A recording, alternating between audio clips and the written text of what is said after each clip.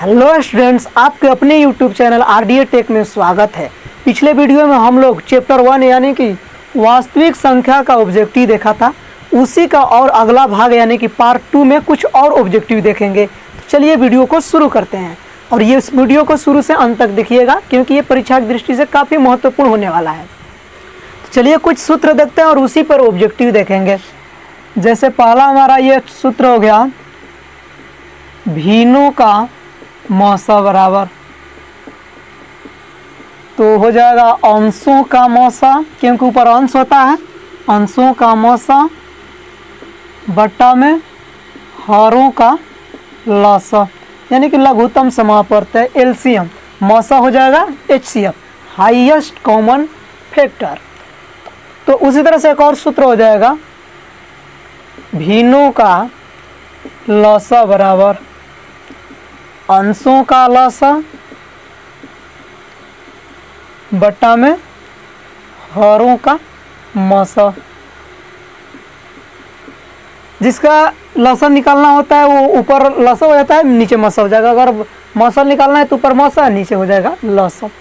ये कहने का मतलब क्या है, भिन्न संख्या किसे कहते हैं? तो वैसी संख्या जो दशमलव में होती है, बट्टा में होती है, वो सब भिन्न संख्या के अंतर्गत आती है।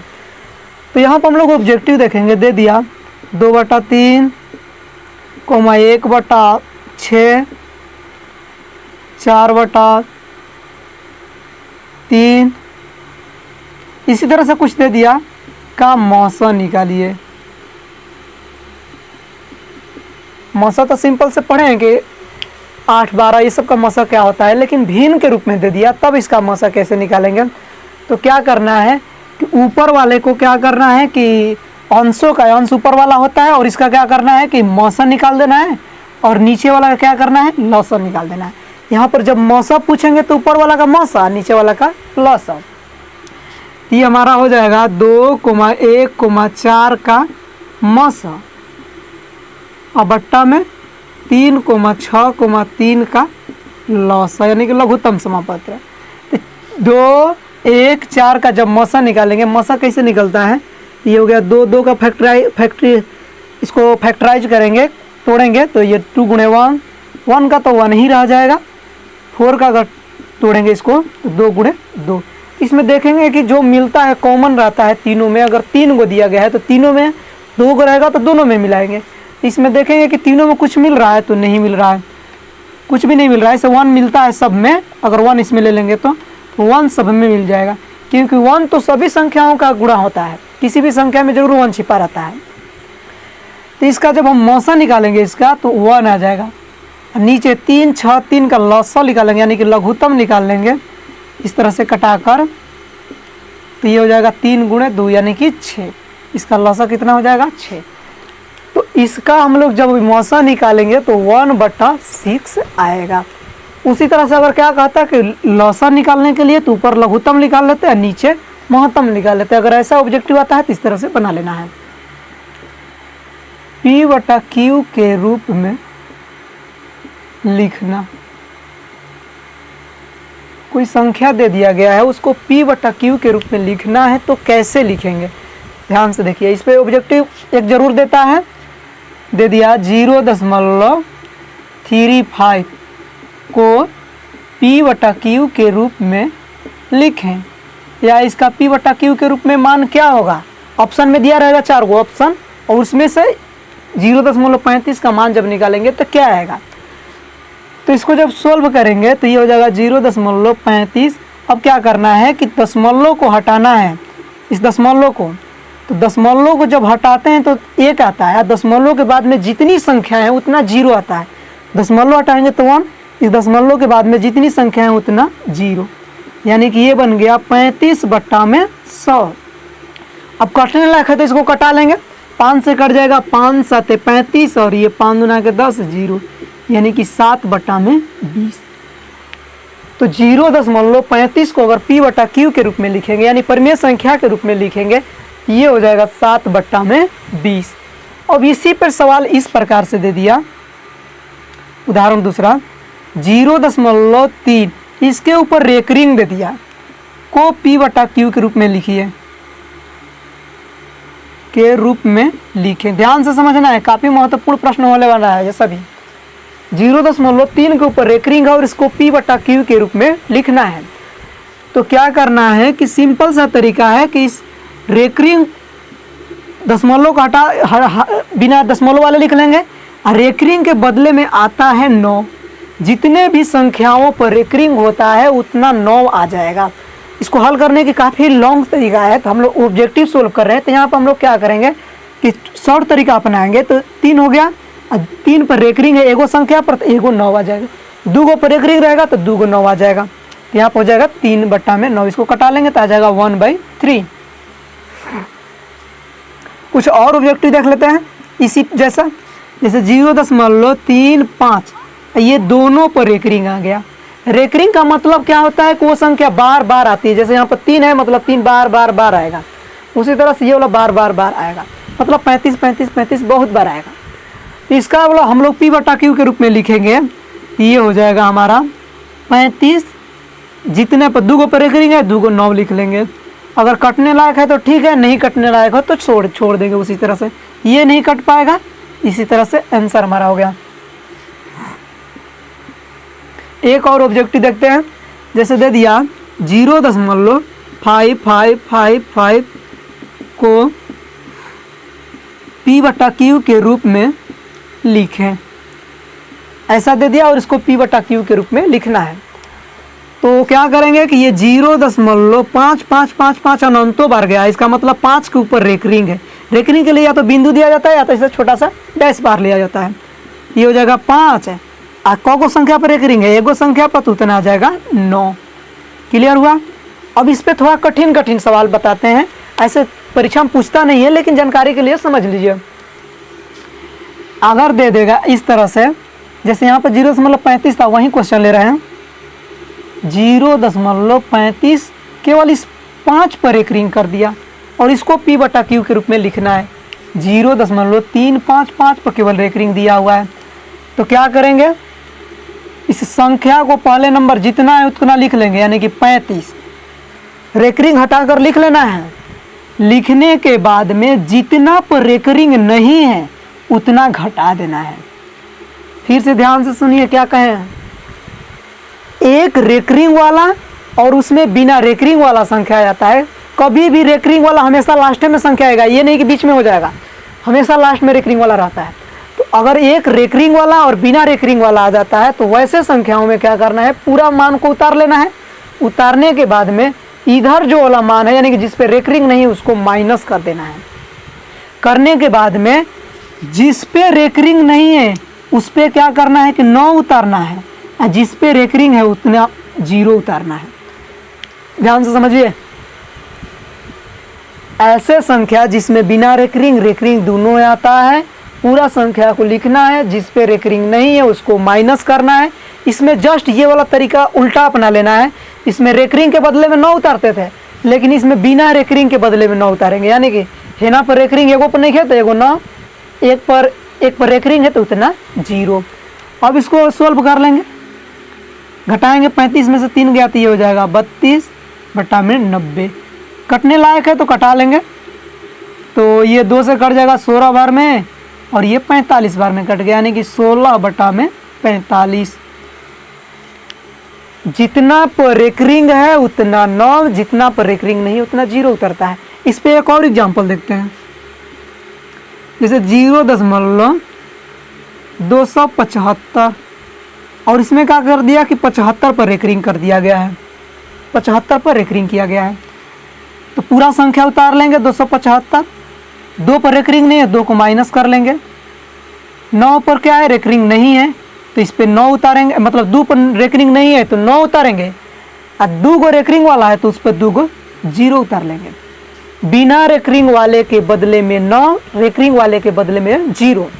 और ध्यान रखना है कि जिसमें रेकरिंग और बिना रेकरिंग वाला आता है तब ये तरीका अपनाया जाता है।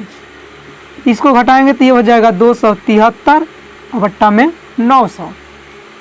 3 से कट जाएगा तो कटा लेते हैं। ये कट जाएगा हमारा 300 बार में, 3 9 27, और ये 3 1 3, तो 91/300 ये हमारा आंसर हो गया। अब एक और थोड़ा सा ऑब्जेक्टिव कठिन देखते हैं। 7 नंबर में मान लीजिए ऐसे कहीं दे दिया 1.3 और उसके ऊपर रेकरिंग दे दिया। ऐसे कोई सवाल आ गया कि 1.3 और ऊपर रेकरिंग है, तब क्या करेंगे? क्योंकि अभी जितना भी बताए हैं सबके पहले 0 है, लेकिन ये दशमलव के पहले भी संख्या आ गया।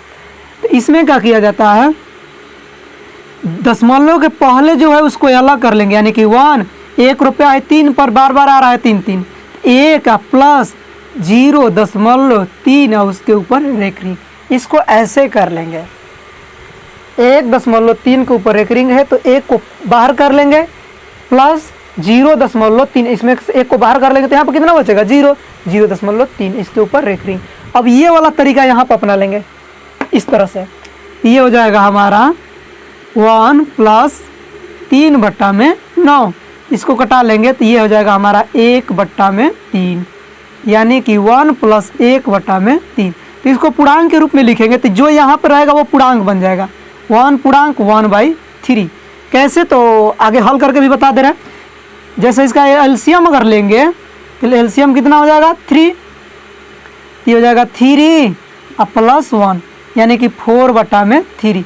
और जब पूर्णांक के रूप में लिखेंगे तो भागा दिया जाता है नीचे वाला से ऊपर में, 4 में भागा देंगे 3 कम 3 बच गया 1। तो इसको पूर्णांक के रूप में कैसे लिखेंगे, जो यहाँ पे भागफल में आता है उसको इस तरह से, और जो शेषफल आया है उसको ऊपर, और जब है जिससे भागा दिए हैं उसको क्या करना है कि नीचे लिख लेना है। तो उतना तरीका नहीं अपनाना है, सिंपल से क्या कर लेना है, या तो लघुत्तम निकाल लेना है, लघुत्तम निकाल लेंगे तो 4/3 आ गया, या जो यहाँ पे 1 आया था 1 को लिख लेंगे इस तरह से, और ऊपर जो है उसको नीचे इसको लिख लेंगे, ये पूर्णांक के रूप में हो गया। चलिए एक आध और एग्जाम्पल इस पे देखते हैं।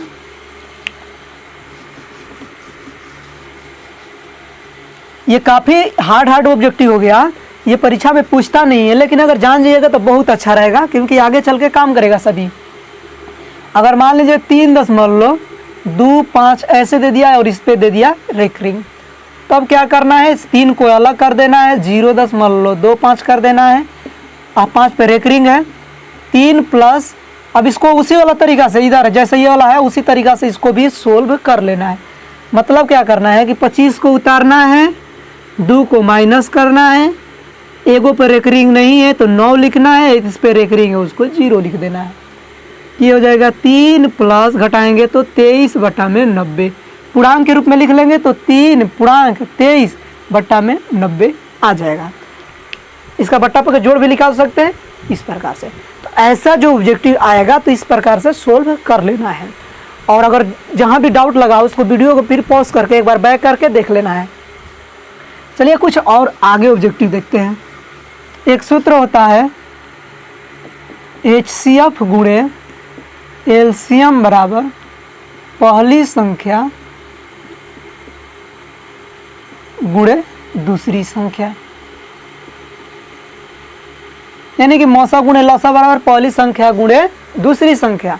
तो इस पे ऑब्जेक्टिव कभी कभी कैसे पूछता है, HCF A, B गुणे एलसीएम A, B बराबर, ऑब्जेक्टिव देता है कि HCF A, B गुणे एलसीएम A, B बराबर क्या होगा, ऑप्शन में दे दिया A plus B, A minus B, A भागे B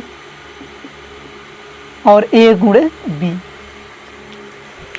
ऐसा ऑब्जेक्टिव बहुत बार पूछा है कि HCF A गुणे B गुणे एलसीएम A गुणे B बराबर क्या होगा। तो इसमें कहा गया है कि HCF गुणे एलसीएम बराबर पहली संख्या गुणे दूसरी संख्या। इसका मतलब क्या है, HCF और कोष्टक में दे दिया गया A, B। कहने का मतलब है कि A, B का HCF और यहाँ पर A, B का एलसीएम निकालेंगे तो क्या आएगा। यहाँ पर लिखिए दिए हैं कि HCF और एलसीएम निकालेंगे तो जो संख्या दिया गया उसको गुणा कर देना है, यानी कि A गुणे B। HCF गुणे एलसीएम की जगह पे यहाँ पर हो जाएगा A गुणे B। HCF गुणे एलसीएम बराबर पहली संख्या, तो पहली संख्या ये हो गया, दूसरी संख्या B। इस पे ऐसे ऑब्जेक्टिव एक देता है। और आगे देखते हैं, यूक्लिड विभाजन एल्गोरिथम देखते हैं। यूक्लिड विभाजन एल्गोरिथम प्रमेयिका भी कह सकते हैं, यूक्लिड विभाजन एल्गोरिथम।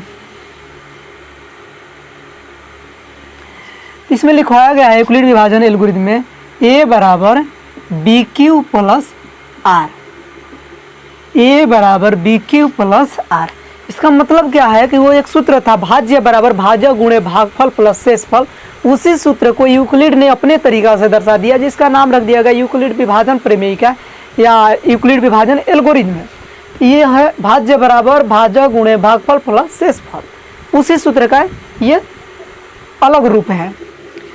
तो जहाँ इसमें कुछ और होता है, जहाँ r का मान 0 से बड़े या बराबर तथा b से छोटे या बराबर होता है। r का मान जो होता है वो 0 से बड़े या बराबर तथा b से छोटा या बराबर होता है। इसको याद कर लेना है। ये वाला पूछता है कभी कभी कि यूक्लिड विभाजन में r का जो मान है वो कितना कितना तक होता है, तो 0 से बड़े या बराबर तथा b से छोटे या बराबर होता है r का मान। यहाँ पे यह r शेषफल है, ये वाला है भाज्य बराबर भाजक गुणे भागफल और ये शेषफल है। तो ये इस पे ऑब्जेक्टिव में यही पूछता है कि r कितने कितने के बीच में होता है, तो r का मान 0 से बड़े या बराबर और b से छोटे या बराबर होता है। चलिए अब शांत और अशांत से संबंधित कुछ ऑब्जेक्टिव देखते हैं। शांत या अशांत।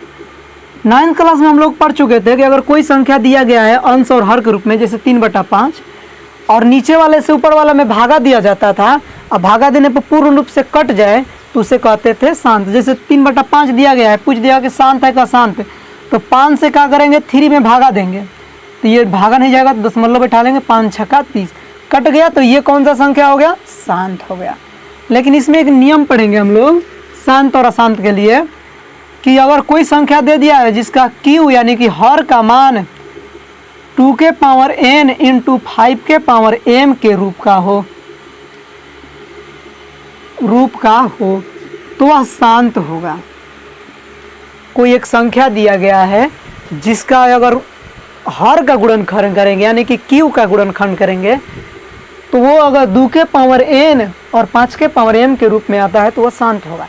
सिंपल तरीका से ये समझते हैं कि निचले वाले भाग का गुणनखंड करना है, गुणनखंड करने पे अगर 2 आ जाता है तब भी शांत, 5 आ जाएगा तब भी शांत, ये अगर दोनों साथ में आ जाएगा तब भी शांत।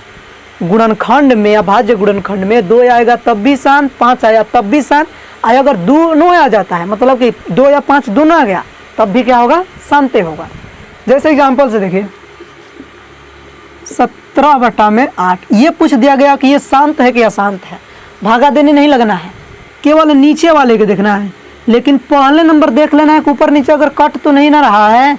जैसे 2 के पारा में कट जा रहा है लेकिन नहीं कट रहा है, और कटेगा तो पहले कटा लेना है, नहीं कटेगा तो 8 का गुणनखंड करना है, इस 8 का इस तरह से 2 चौके 8, 2 दूना के 4, 2 एकम 2, तो ये 2 गुणे 2 गुणे 2 और ये हो जाएगा यानी कि 2 के पावर 3, यही आ गया 2 के पावर 3 इंटू 5 के पावर इसमें 0 है, क्योंकि किसी भी संख्या का पावर 0 होता है तो उसका मान 1 होता है। तो यहाँ पर 5 के पावर यहाँ पर 0 लिख सकते हैं, लेकिन लिखना कोई ज़रूरी नहीं है।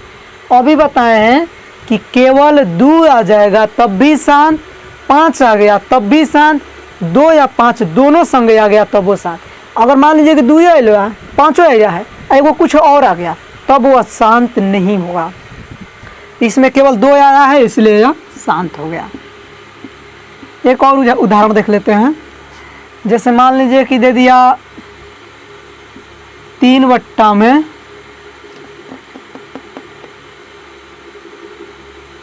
3 में मान लीजिए कि दे दिया है, ऐसे लिख लेते हैं 9 में 15 दे दिया है, 9/15 दे दिया, पूछ दिया कि शांत व कि अशांत। तो अब ये नहीं करना कि 15 को तुरंत कटाने लगना कि 3 गुणे 5 आ गया तो ये अशांत हो गया, कैसे कि 5 के छोड़ के वो 3 आ गया है। ऐसे काम नहीं करना है, पहले ऊपर नीचे जांच कर लेना है कि कटने लायक है कि नहीं है। तो यहाँ पे ये कट जा रहा है, 3 तिहाई 9 और 3 5 15, 3/5। अब नीचे देखेंगे तो अब नीचवा खाली क्या बच गया, 5। अभी बताए हैं कि अगर 2 या 5 आ जाता है नीचे वाले में गुणनखंड करने पर तो शांत हो जाएगा। तो ये क्या हो जाएगा, शांत। एक और एग्जाम्पल देख लेते हैं। ये हो गया पहला। दूसरा उदाहरण एक और देखते हैं। जैसे मान लीजिए कि दे दिया 17 में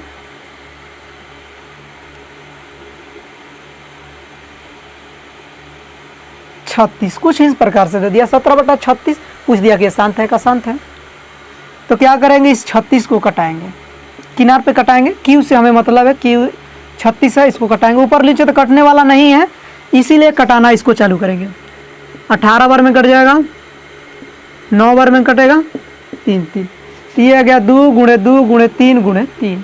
तो 2 का पावर एगो एकरा का पावर पर 2 गो 2, इस पे कितना हो गया 2 गो। इसके पावर हो गया इसका 2 और उसका भी पावर कितना हो गया 2।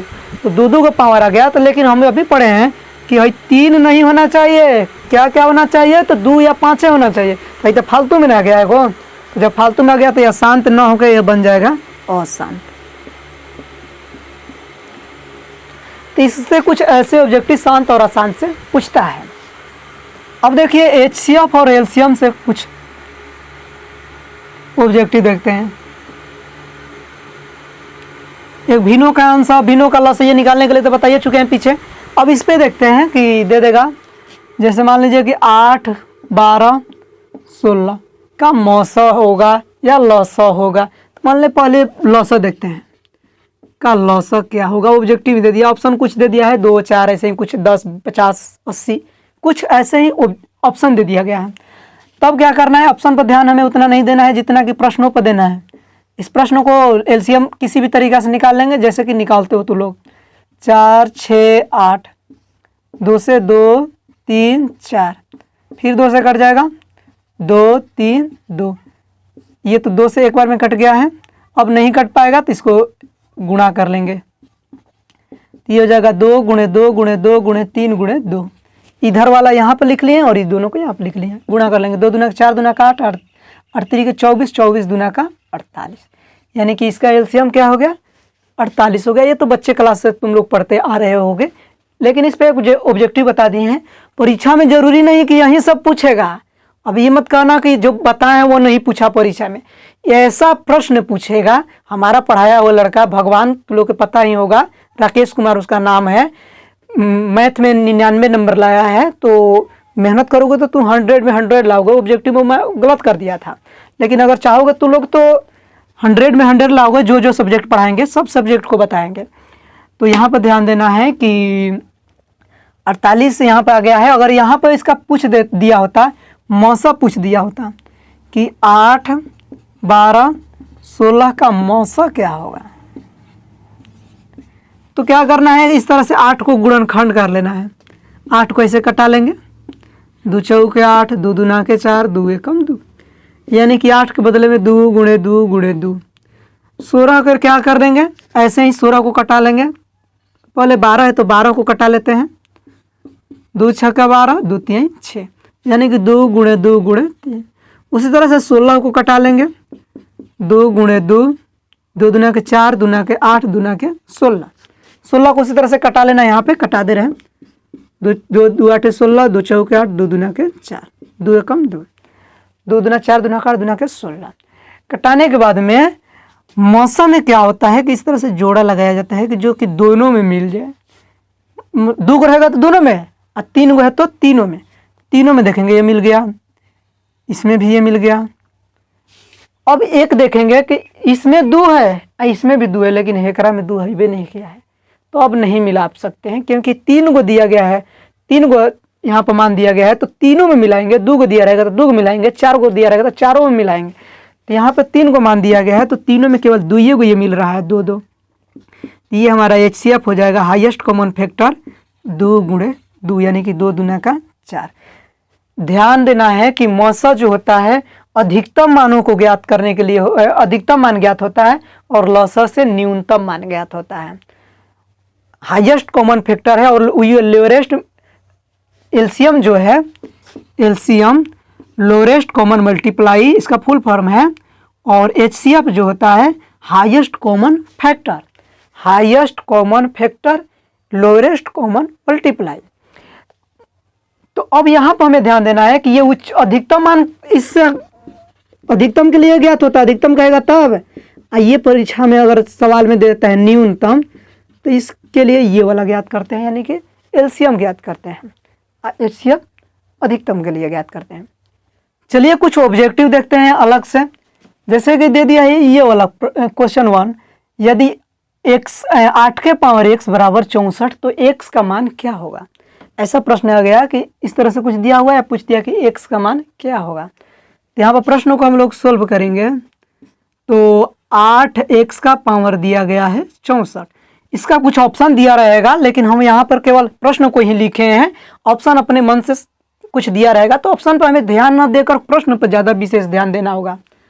8 का पावर x दिया गया है, तो यहाँ पे देखेंगे कि किसका पावर x दिया गया, 8 का पावर दिया गया है। इधर भी कोशिश करेंगे कि 8 आ जाए, 8 इधर भी कोशिश करेंगे आ जाए, तो 8 का पावर क्या कर देंगे 2, 8 का पावर 2 कर देंगे तो 8 दूना का 16 नहीं, 8 का पावर 2 मतलब कि 8 गुणे 8, तो ये हो जाएगा 8 अट्ठाई 64। तो 64 जब हो जाएगा तो इस 64 के बदले में 8 के पावर 2 तो लिख सकते हैं। तो जब इसका दोनों का जब बेस बराबर हो जाता है तो ये ऊपर वाला भी आपस में बराबर हो जाता है, यानी कि नीचे 8 8 बराबर, तो ऊपर x बराबर क्या हो जाएगा 2, यानी कि 8 के पावर x बराबर 64, तो इसमें x का मान जो होगा वो 2 होगा। तो ऑप्शन में 1 2 3 4 5 इस तरह से कुछ रहेगा, तो 2 पर हम लोग क्या करेंगे टिक कर लेंगे। उसी तरह से दूसरा प्रश्न का उदाहरण देखिए। दूसरा प्रश्न जो है उसको सोल्व करते हैं। इस प्रकार से दिया हुआ है और इस तरह से पूछ दिया परीक्षा में, अगर कभी नहीं पढ़े रहोगे तो कंफ्यूज हो जाओगे। बराबर 2 दे दिया गया है, इतना का मान निकालना है, ये वाला निकालना है मान। ऐसा प्रश्न जब आ जाएगा तो दोनों तरफ क्या कर देंगे कि वर्ग कर देंगे। वर्ग क्यों करेंगे, क्योंकि a square plus B square कुछ इसी के जैसा ये वाला मान है, आ जाएगा उसी पे यहाँ पर हल करेंगे। तो देखिए जो भी प्रश्न दिया गया है उसमें क्या करेंगे दोनों तरफ वर्ग कर देंगे। तो सूत्र पा जाएगा a माइनस बी के होल स्क्वायर, सूत्र होता है a square minus 2ab plus B square, a minus B के whole square a square minus 2ab plus B square यहाँ पर कर लिए हैं, बराबर 2 का स्क्वायर करेंगे तो 4, x से x कट गया, ये हो गया हमारा x स्क्वायर माइनस कट गया है 2 एकम 2 प्लस 1 का स्क्वायर करेंगे 1, x का स्क्वायर करेंगे x स्क्वायर बराबर इधर हो गया 4। तो हमारा हमको निकालना है x स्क्वायर प्लस 1 बटा x स्क्वायर का मान, तो ये हो जाएगा x स्क्वायर प्लस 1 बटा x स्क्वायर, तो इधर 4, इधर में माइनस 2 है तो उसको बराबर के उस पार ले जाएंगे। इस दोनों को एक ही जगह पर छोड़ दिए है करा के उधर ले जाएंगे, तो ये माइनस से उधर जाएगा तो प्लस है, यानी कि 4 2 कितना हो गया 6। तो इसका आंसर हमारा कितना आ जाएगा 6। तो ऐसे बनाए हैं, अगर कहीं प्रश्न में ऐसा आ जाता है सवाल तो इस प्रकार से सोल्व कर लेना है। अगला क्वेश्चन देखिए, दिया है यदि भाग एल्गोरिथम a बराबर इतना में मान b का मान q का मान और r का मान दे दिया है, तो a का मान पूछा है। चूंकि a बराबर दिया है बी क्यू प्लस r, अगर नहीं भी दिया रहेगा तो लिख लेंगे अपने से, क्योंकि ये भाग एल्गोरिथम का सूत्र है। जिसमें b का मान 4 दे दिया है, इसमें कुछ नहीं है मतलब गुणा है, q का मान 5 हो गया प्लस r का मान 1, तो ये 4 5 में गुणा करेंगे 20 प्लस 1, यानी कितना हो जाएगा 21। इसका मान आ गया कितना 21। तो इसमें ऑप्शन कुछ दिया रहेगा 15 20 21 25, तो 21 पर टिक कर लेंगे। उसी तरह से यहाँ पे चौथा ऑब्जेक्टिव देखेंगे, दिया 2 पूर्णांक a और b सह अभाज्य है, तो इसका मौसा क्या होगा। तो पीछे ही बताया था कि अगर कोई संख्या सह अभाज्य होता है तो उसका मौसा 1 हो जाएगा, इसका मौसा 1 हो गया। जितना ऑब्जेक्टिव बताया उससे ज़्यादा परीक्षा में नहीं आएगा, तो उसको अच्छा से वीडियो को बैक कर करके देख लेना है ताकि एक भी पॉइंट उसमें मिस ना हो। और फिर अगले वीडियो में मिलेंगे और अगले चैप्टर के ऑब्जेक्टिव लेकर, तब तक के लिए बाय।